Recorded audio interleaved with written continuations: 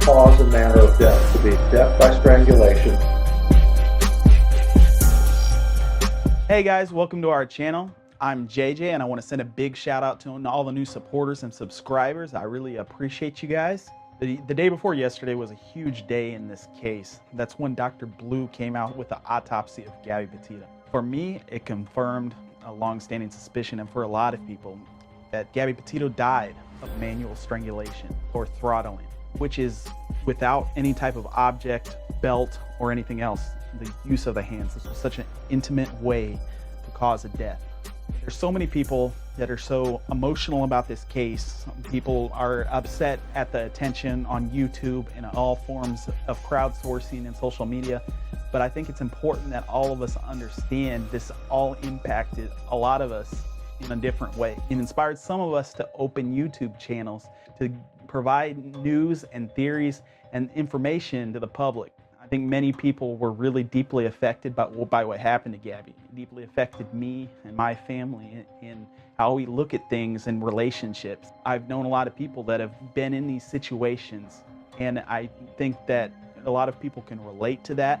And I think that's why so many people have thrown themselves in this case. And I think all of us should stand back and look at that before we start going after people and being upset at other people for giving their opinion and theories on this case. Right now, there is not a lot of information out there as far as what can we do right now. There's a lot of speculation and there's a lot of theories going around because that's all we can do. But that speculations and those theories have gained results. What I stated in my last video, I believe that Brian Laundrie was trying to silence Gabby Petito.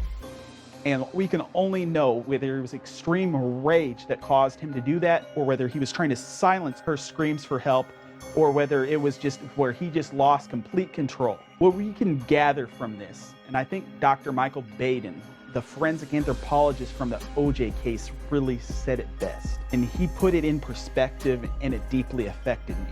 With this cause of death, Gabby Petito most likely lost consciousness in 5 to 10 seconds and no more than 30 seconds, almost like going to sleep. Dr. Baden on Fox News stated that she most likely did not suffer a lot of physical pain. It's the type of murder that causes loss of consciousness within seconds, 5 or 10 seconds.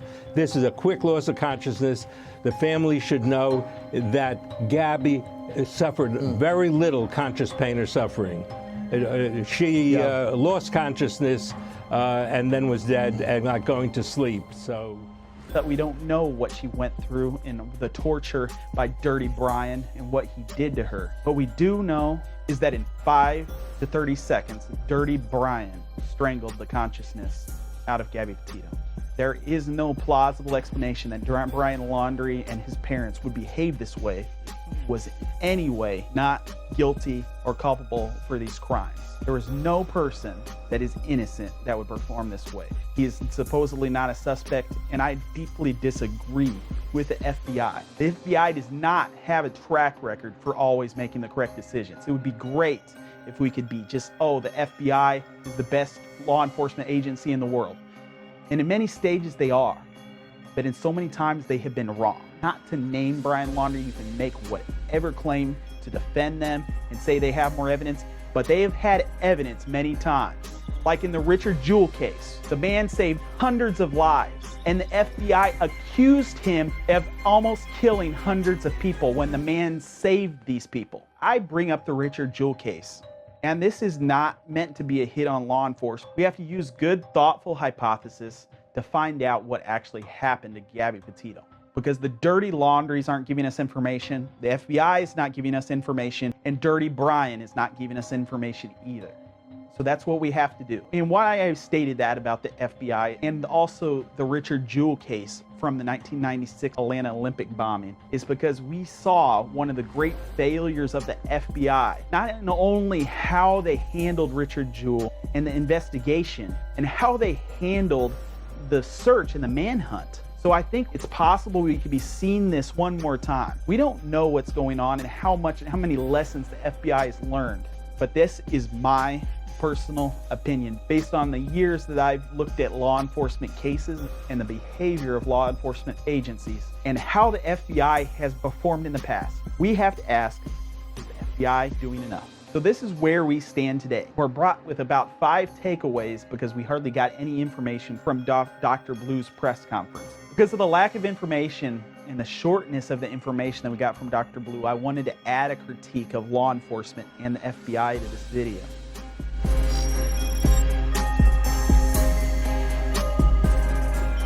We have about 5 takeaways that we got from the Dr. Blue video. Many of these things we already knew, but this confirms it, and we can put these things in a file and move on to finding Brian Laundrie and find out exactly what happened leading up to the strangulation of Gabby Petito.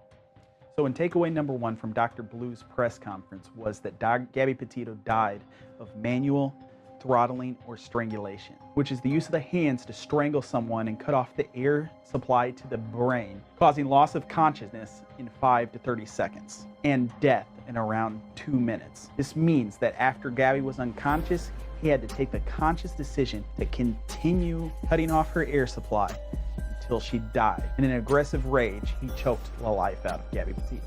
Takeaway number 2 was something that all of us, many expected and assumed and feared during the search for Gabby Petito, that she died 3 to 4 weeks before the finding of her body. I and many believe that Gabby Petito died after 3 p.m.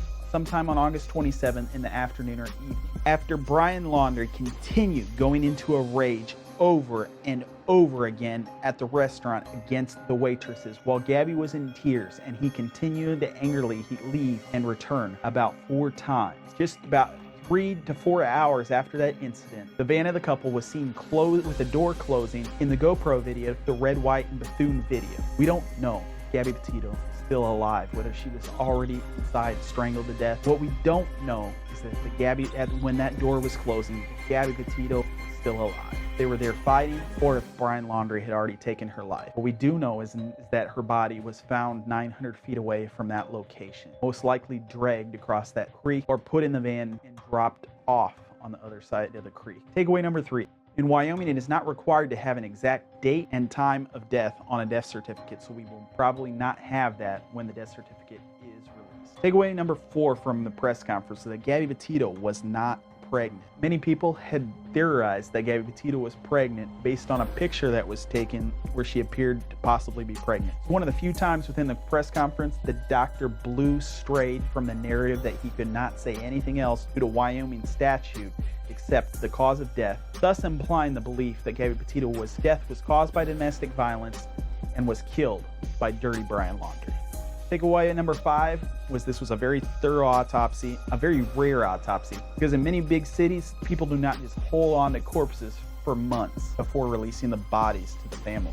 Forensic entomologists had material sent to them by the FBI. The types of tests that were performed was a full body CAT scan, an examination by a forensic anthropologist and pathologist, a toxicology evaluation. Dr. Blue stated that nothing was obvious in this investigation and everything needed deep and detailed analysis.